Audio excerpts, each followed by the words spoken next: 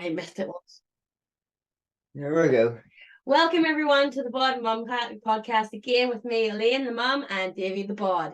Today we're joined by Olivia Willis, who is a local entrepreneur from Portadown, owner of OWA Gymwear and also personal trainer. Basically a badass entrepreneur. So without further ado, we're going to pass you over to Olivia. She's going to say hi, and then we're going to crack into some questions to figure out who she is. Hi, I'm really excited to be on the podcast today. This is my first ever podcast, so excuse me if I make some mistakes, but we're just going to roll with it. Excellent. So Olivia, you are a personal trainer and you work out of a gym in Portadown, is that correct? I actually have my own studio. It's my partner that's an owner in the gym in Portadown. Right. So it's great to have a partner. You can go in and use the facilities. Were you always into fitness, or is this something that you came to a bit late in the game? So I've been coaching now 10 years, but whenever I left school, I actually went and done travel and tourism. So it was after that I discovered like my love for getting into shape myself and then wanting to help other people. So then I went down that route. So that wasn't my first choice, but then it developed into that direction. Travel and tourism. There was a point in my life where I thought, oh, I'm going to be like a personal travel agent for people. I'll get them the whole plan. And I realized it's not that easy. So, but yes, it's definitely that. So do you like to travel then? Oh, I love traveling. I love to get away. Oh yeah, I'll high five you to that one. Yeah. Definitely. Yeah, because we get such great weather over here in Northern Ireland. Oh, so superb weather, no? Today's good. To be fair, today's quite good. Today's great, yeah. I'm quite excited about the fact that it's not raining, so that's always good. So you said that you started off with travel and tourism, and then you went into personal training. Did you get qualified straight to level 3, or did you start off at level 2, or why did you work around? So at that time, I don't know if it's changed now, but you had to do your level 2 in order to go for your level 3. So you had to do your fitness instruction first, and then you had to do your level 3 after that. So I done that alongside the job that I was working in at the time, and I just done that in evening classes. So I done that over, I think it was 2 or 3 years. Do you do that with the local SRC? Yes, SRC. That's what I was going to say. Yeah. I can't get the words out of my head. So you've now been qualified, what, 10 years, yeah? Yeah. So what makes, in that 10 years, what lessons have you learned, and what makes you stand out from the crowd and makes you the person for people to go to? Lessons. So lessons, this is one that just springs to mind. I don't know how relevant it is, but I have had clients come to me and then they've left and went elsewhere, or else they've just completely went back to their old ways. So at those times I took those personally. I was like, well, why are you going to somebody else? Did you not like what I did? Was I not good enough for you? And then why are you going back to your old ways after everything that I've taught you? So I kind of came from a personal approach, and I took it very personal, when that's not the case at all. Everybody's entitled to change. Everybody likes to change because change is good. And on reflection, it's nothing to do with how I offer or what I offer or the way I teach things. It's just at times in life there'll be clients that are on your level, and then there's times when they'll not be. It's even with life and friendships. There's people that can come on you for a certain time on your journey, and then they'll go elsewhere because they're just not going to come with you the whole way. And that's a lesson that I learned. Yeah, it's very true, and it's very hard whenever you first start out to not take things personal. Yeah, it's annoying because you're giving your all to prove yourself, and then when people aren't necessarily saying that, you take it personal. But again, as you said, it comes when it needs to come for them. That's yeah, you keep doing what you do. Yeah, because and what makes you stand out from the crowd? What makes you different? So I'm straight talking. I'm straight to the point. There's no bullshit. I'm very direct, but not in a way that like you couldn't approach me. I think people pick me up the wrong way. And whenever I say I'm straight to the point, I want the best possible results for my clients and for anybody that comes to me, because I know how hard it is and I know what the struggle is. And I've done raspberry ketones, I've done Slim and Whirl, I've done all the shit under the sun because I just wanted a quick fix. Like everybody does. Everybody wants the results yesterday, and that ain't the way it is. So when I'm straight, is coming from a place of love. Like I want you to succeed because I want to make it easier for you than it was for me, and show you that there is a sustainable way to get to where you want to be and maintain that. So whenever I say I'm straight, I'm not going to, if you tell me you've messed up and you've done this on several occasions, I'm definitely going to jump down your throat. Like, but maybe that's cruel to be kind. So it's the best way to be. So it is. It's better being straightforward and telling them, oh no, you're doing good. No, at least you're telling them the truth. They don't like it. Well, that's tough. They're not going to Yeah. grow unless they understand Yeah. that the actions that they're taking aren't working and the reasons why. And if you can see that from an outsider's perspective and you can see the pattern developing, then Yeah. absolutely speak to them from a place of love, but directly, absolutely. So in Yeah. terms of clientele, do you train both men and women, or just women, or what sort of people do you look No, towards? I'm only a female only coach. So in the past I have done couples, but not males on their own. Specifically, I cater to females, and more specific, it is women that are looking to lose weight. But I have had a few clients over the years that have wanted to gain as well. But the ratio is probably 90% weight loss. So Yeah, that's what I offer. brilliant. And I read on one of your Q&As from your Instagram, and I'm going to just look at my screen to read it out properly. It says, one of the questions you get asked is, what do you get included in your one-to-one coaching? I understand when people come on looking for coaching, they want to know what they're getting, what value they're getting for the money. But seriously, it cracks me up when the first question is like, am I including a meal plan? Am I getting what is it going to cost? And then there's a hum and a ha. And your response to this was, firstly, don't get hung up on what's included. Get hung up on the results you're guaranteed if you follow the plans and communicate well with your coach. That's a good. That's brilliant. Yeah. Do your clients see that, and do your clients now understand that whenever they approach you and come at you with those questions? Do you just go like, listen? Well, I think though, because I put out that frequency, I'm all into frequencies and vibrations, whatever else, I'm putting out that frequency. So I expect to attract the people that are on my wavelength with that. Yeah. So that they should gel with me, I should gel with them. If there's somebody coming at me with all those silly questions, not silly questions, that's really the wrong way to say it. But if they're coming at me, they're not for me and I'm not for them.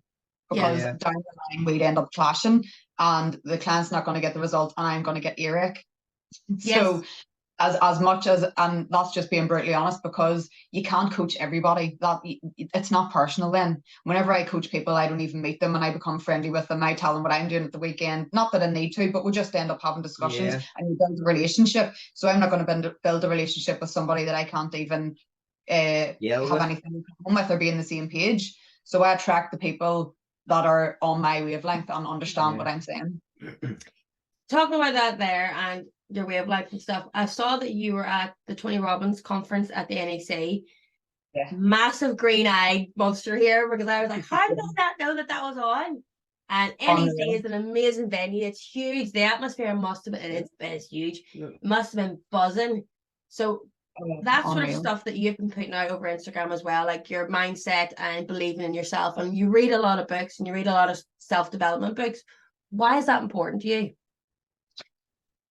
Growth, because you only live once, and like, why would you not grow to your full potential and see what you're actually made of and have it all? Because people always say, they'll say something silly like, oh, money's not, or money's the root of all evil, and money's this, that, and the other, if we're talking in terms of growth, because people are satisfied with settling. But I'm just like, well, if you can have it all and you can give back to the world and you can give back to your parents and your family and those who you love, why would you not reach your full potential and grow? So obviously I don't know everything, but if I keep reading and developing and expanding my awareness, then I can only get better and grow from the person that I was last week.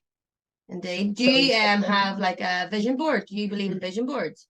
Absolutely. And I actually have bought a board, and I'm gonna, I was saying to my partner last week, I was like, I need to get these photos printed out and I want to put them on it.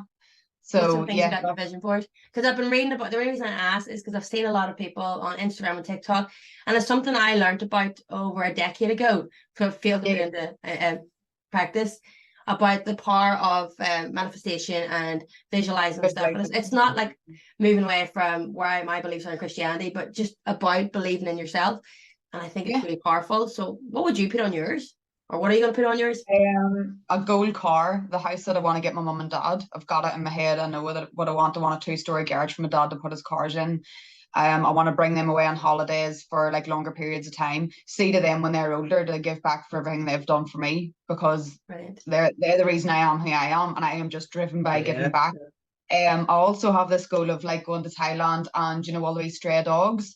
I would love to provide their meals for them. So I see people doing that and I'm like, how fulfilling would that feel to be in a position? I actually know a girl in work, Debbie, her friend does that, goes to Thailand, brings the dogs back and finds them forever homes and stuff. Well, there's a place, talking about Thailand, talking about dog sanctuaries, there's a place in Chiang Mai, it's an elephant nature reserve. And it's run by a woman called Can't Lex. bring elephants home. No, listen. I would love an elephant in my backyard. The trunk stuck out of the suitcase now. They also have dogs on the site, so you can go and camp out for a weekend or do a week like volunteer work there, and it's an amazing thing. And she's actually recently at the UN for the work that she does. That's just a little bit of side note. But yeah, there's a dog place for you there that they have loads of dogs and stuff as well, and elephants. And you bring an elephant home? I did do an elephant one in Thailand, so I watched the wee one and all, and the elephants there, they were taken like out of circuses and stuff, and then some of them were actually raised on the it's called Mason's Elephant Park, and yeah, they're really well looked after, so there's good stories behind them all. Absolutely. That's kind of cool, that there. So you want to go and feed anything else? R8. I've had a goal for a car. I'm talking about material things, but I'll have a check on it as well, and I'll have a photo of the OW headquarters. Yeah, so I've it all in a book. I've it all wrote down. Brilliant. I'm like, so when you get that vision board, make sure you get up on social media so we can all see it and get inspired. I need to actually do mine out. I need to get a printer first, but hey ho. In terms of your business and growth, so you start off as a personal trainer, but you're not just a personal trainer. You just mentioned there now the OW headquarters. Tell me about OW.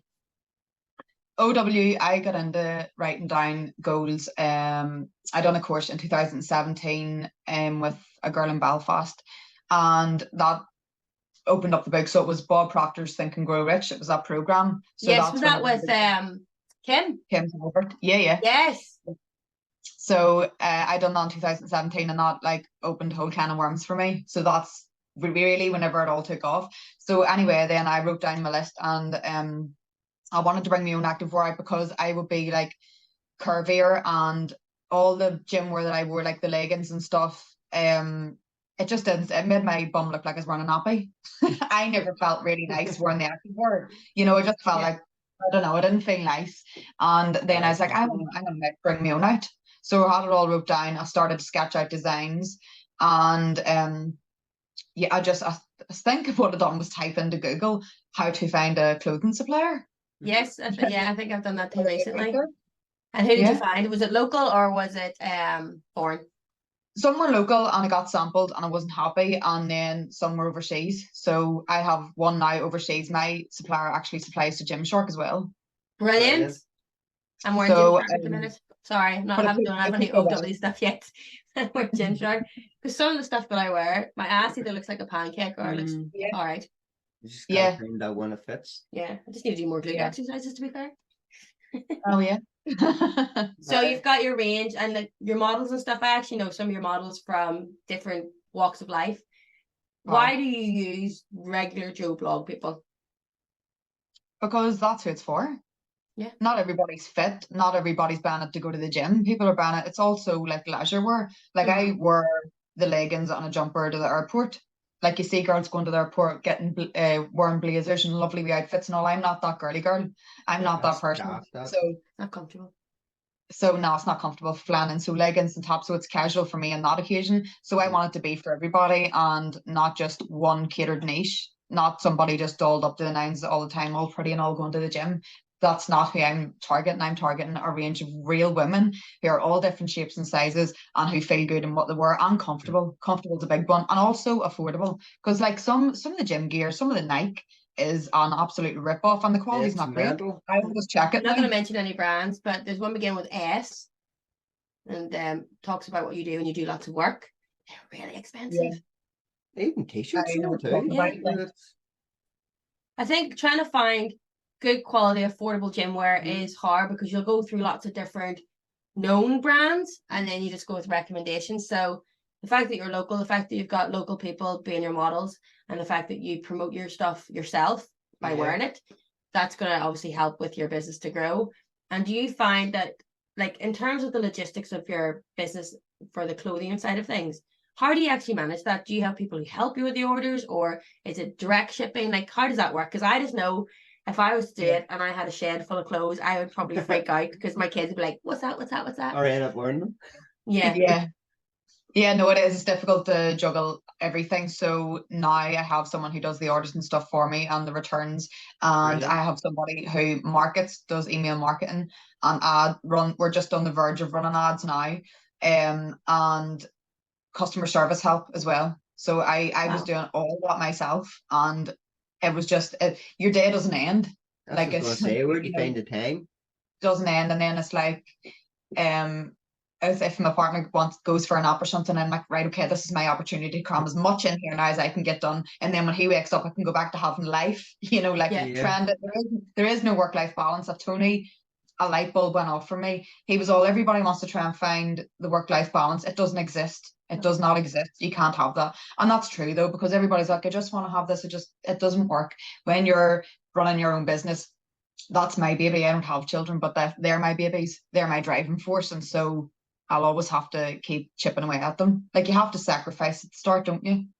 Absolutely. That's You it. have to Yeah. sacrifice, and sometimes like when you talk about sacrifices and building up your business and stuff, have you ever hit any times where you feel like this isn't really worth it anymore? No, No.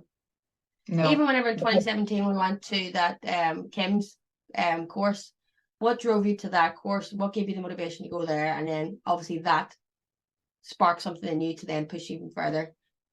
There's Did you always look been for something something to give you inside that me. extra drive back then? Yeah. There's always been something inside me that thought there was more. There has to be more to this, because I was just like going to a job that I wasn't happy in.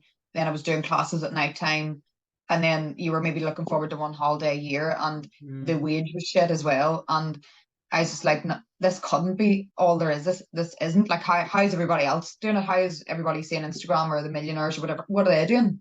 So I was Yeah.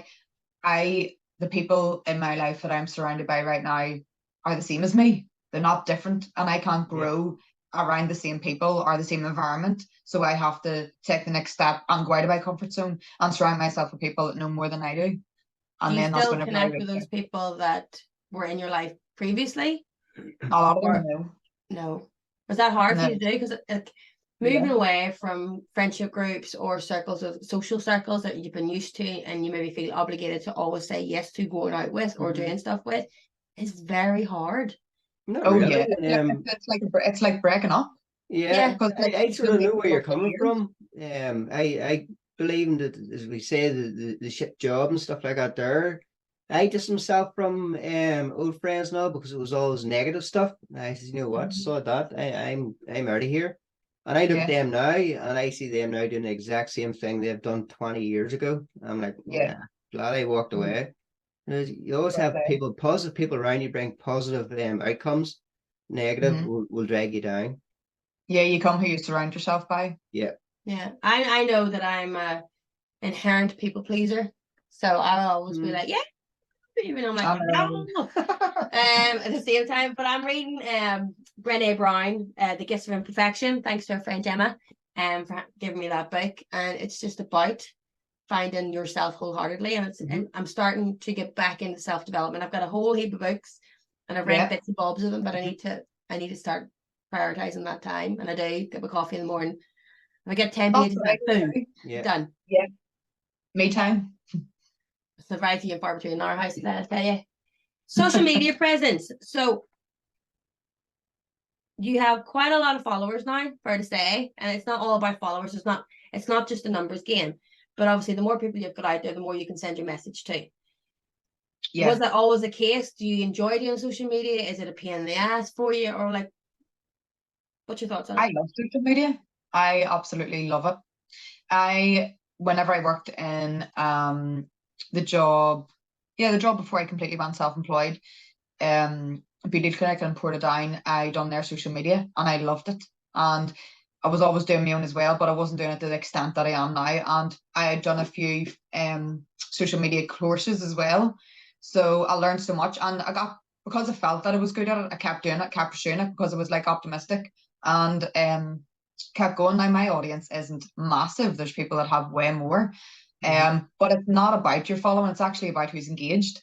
Yeah, It's the about the content. engagement of the followers, because like you maybe have 10,000 followers, but then maybe there's only 400 people looking at your stories. So how many of them, you know what I mean? It's a ratio, but I do love it. I enjoy social media, primarily Instagram.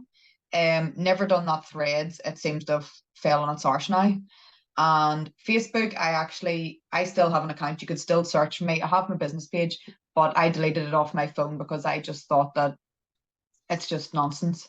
Yeah, Facebook's yeah. rubbish. Instagram Yeah, is A lot of more stuff from Instagram better. copies over to the Facebook anyway, so it's Yeah. just duplication. Yeah, and TikTok's is good as well, but that just is a little bit more time consuming. That angers me. That TikTok angers me. Why? Well, you put something up, right? Uh-huh. So, and it's doing good, and you get, say, like 200 views or whatever. Yeah. Somebody else puts something up or something stupid up, and you get like millions of views. I'm like, that annoys me. What is that? That angers Because me. yours is like value. Yeah. Is that what you People- mean? some Yeah, people that's just- nonsense. If you put up, It's like, just people just looking at the mindlessly scroll. So that but stupid stuff gets their attention. Real in-depth conversations on fitness and health and mindset and protein and calorie counting. A lot of people who aren't into that don't get it. And I think But that's you know what what you made can us do make- though? What you could do though at the end of your post, if you're adding something of value, is comment below if you'd like to ask me a question, or like do you have the same issue, or something that's going to intrigue or inspire somebody to actually comment and communicate with you. You know, like it's called a CTA, call to action. So like the way you would do a poll on your Instagram. Because like if I say today doing a podcast at 11:11, poll, did I do this on purpose? Poll, totally like manifested or something like that, and get people to vote on it. It's nonsense. There's no value, but people will do it, and then that's engagement, and then the algorithm changes. So do you look into all that stuff about algorithm? Because I like saying the word, but I really don't understand it. Yeah, no, I like saying the word. I don't really get it either because I think it changes every day. Sounds fancy. That's like starts to funny what we're talking about, and SEO and all that kind of stuff. So we've talked about how like you try to get those bits of times whenever your partner's sleeping or in between clients and in between stuff like that there. Like, talk us through your day. Give us an idea of Olivia's day. Okay, I get up at 6 o'clock in the morning, and then I come over because where my studio is at my mum and dad's house. So come over here, have my coffee. I'll read my book, get my highlighters out, and then if I see something like valuable, I'll take a photo of it and then add it to Facebook later. But my goal here is I used to wake up in the morning, check my phone, see if anybody had cancelled, or just check my phone in general, which was just a bad habit that I got into. So I don't do that no more. If anybody's cancelled, they've cancelled, and I can check my phone 10 minutes before their session. I don't need to be doing it straight away. So get up and do my book, and then I'll go out, train my clients, and come back in, or if there's a gap between them, then I'll do my journaling there, and then I'll have my breakfast, and then every day I train at 2 o'clock. That's just I train with my boyfriend. We train at 2 o'clock most days. And then in the afternoon, that's whenever I can get anything else that I need done. What if I need to check stock, if I need to order anything, my wee bits and pieces, and then back in the evening for my evening clients, and then home, dinner again, check my phone, because after I've been taking all my clients, obviously my phone blows up with everybody sending their food pictures and whatever else. And then I try my best to put my phone on do not disturb at 8:30. And then I'm like, if anybody needs me, and if they're ringing me, my watch will vibrate. But if I can get back to those people tomorrow morning, because I used to be writing back to people at 10:30 at night, and then I was like, I actually don't respect my time, and they're not going to respect my time because I'm actually making it okay if they're messaging me at that time. Now people will say, yes, you have me 24/7. That's unrealistic. That's nonsense. You don't. And I just found that I was getting very overwhelmed with the amount of people that I had to get back to. And I'm the kind of person that if you text me, I could not leave that for hours. I wouldn't do that. I can't do that. I have to write back to you, because I wouldn't like that done on me. Yeah. So it's a lot. It is. There's a lot. So you switch off then. Do you have like a specific time every night that you go to bed that you have to get a certain amount of hours? I do try and get 8 hours sleep. But usually I'll take my book as well. So I'll bring my book to bed, and even sometimes I can't be bothered. So I'll be like, well, if you just do 2 pages, and I coax myself into it, and I'll do probably more than 2 pages, and that usually sends me off to sleep. And then recently, I used to do this a long time ago, but I bought this headband of, where was it? I think it was actually Shein, and it's headphones, and then I go onto YouTube and I put in reprogramming, and it reprograms your subconscious mind for 8 hours for the duration of your sleep. So you have it on the whole time during your sleep? Yeah, just down really low. So obviously when you're falling asleep, you go into theta state, and that's when your subconscious mind is most open to taking in any information. Podcasts. So I like going to anything sleep with anything podcasts. negative in there will I be fall asleep. I reprogrammed fall asleep sitting. over Yeah, a I fall period of asleep time. sometimes sitting replying to messages. It's quite mad. My husband's like, "Are you enjoying that book? You enjoying the message?" Oh, yeah, definitely. Love it. Couldn't tell you what it's It's about. not. It's not good. It is not good. So, in terms of the OW brand, is there any exclusives you can give us, or what's next for you, apart from the Yes, headquarters? there's actually a delivery there of brand new leggings that are going to be coming out very soon. There were leggings released not that long ago, so that's why I'm not going to do this release right now. Then I'm not sure if you know this or not, but there's a menswear brand as well, Undefined. I was going to So get that. it's been we're getting to that now then. No, it's in the works now for quite a bit, but I keep getting samples and I'm not happy with them. So Yeah. I'm working on getting the right product, because I've done the mistake in the past of just buying something in just to get it quick, Yeah. and I'm not happy with the quality, and then that reflects the brand, which I don't want to happen. No. Absolutely. And why with the brand Undefined? Why Undefined and not keep the OW? Because I like the name Undefined, and I like Catchy. what it stood for, like nobody can define you. And I Yeah. thought that was a strong, bold statement for men, because I think men are more like egotistical or whatever else. So I think that Undefined, saying that nobody can judge me. Sorry, shots fired. It's all right. I'm on board. But I think down the line I will merge the two. But I don't want it to be Undefined by OW. I like the separate identities. I like them separate, because Is that something that you're going to be running? Is this a brand that's personal to you and your business, or are you going to be working in partnership with your partner on this? No, me. Yeah.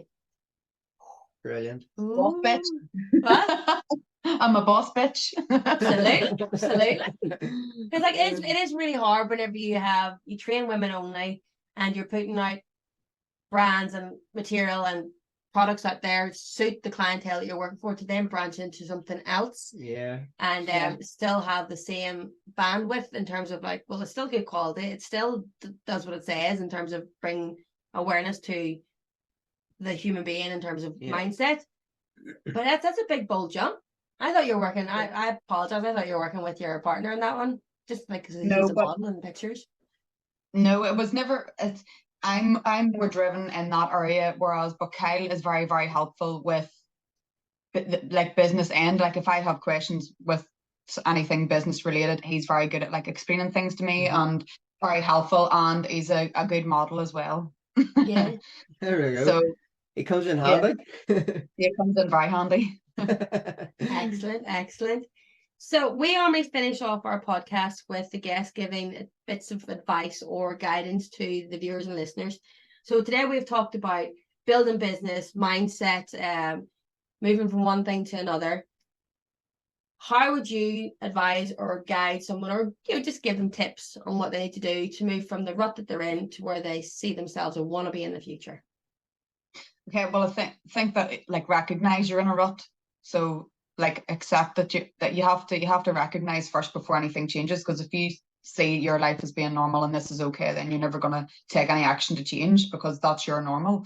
So if you're really feeling unhappy with where you're at right now, like if you're in an unhappy job, for example, there's nothing stopping you going online and looking for jobs and applying for jobs and like putting yourself out there. There's nothing stopping you, only yourself, because you're maybe stuck to thinking I'm on a steady income. Like whenever I was leaving my job, my parents, I'd done a video on this, they were saying, they were afraid for me to leave a steady income when I wanted to go self-employed. And my dad's self-employed and all, and he was telling me all the negatives, and when you're on holidays, there's no pay, and that did start to plant doubts. But I was like, no, I'm not happy. I'm going to do it. I'm going to do it regardless. But they were just coming from a place of love.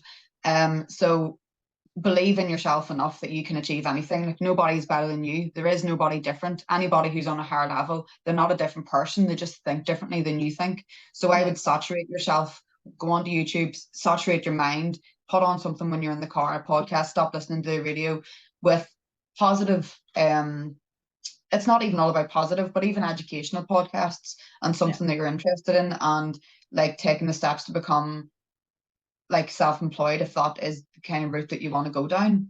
You just need to put a bit of effort into you, and stop just living life and doing this like 9 to 5 and coming home or going to the gym and then living for the weekend and living for drinking at the weekend. Like there's way more. There's so much more. You just need to even maybe go to a few networking events in Belfast. There's always things on Eventbrite. Just meet different people. Be willing to put yourself out there. That's number one. So recognize you're in a rut. Get yourself down to meetings and listen to podcasts. Is that right? Just saturate your mind.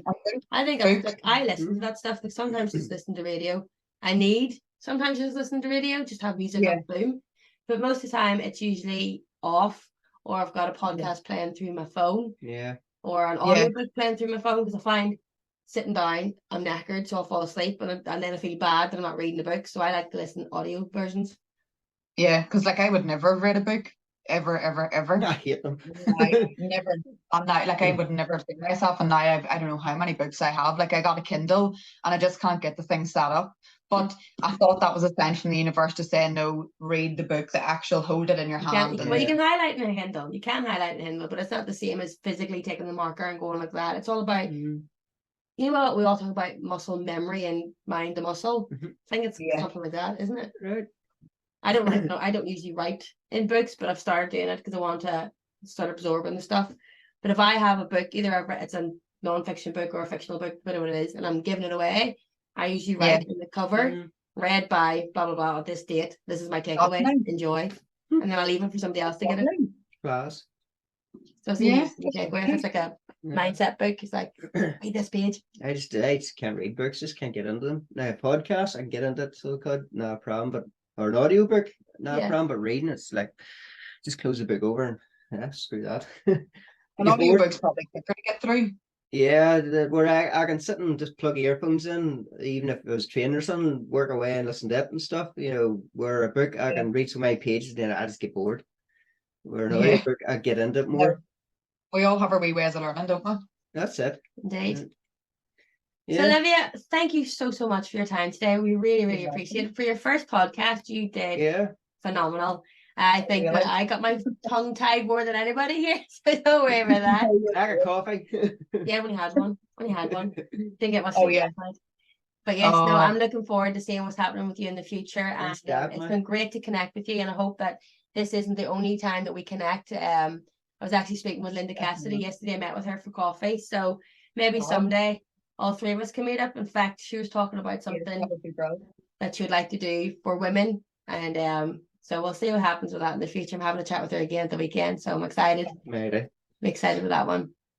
Brilliant. Thank you very much. You're very welcome. Thank you. Enjoy the rest of your day, and thanks. You too. Take care. Bye.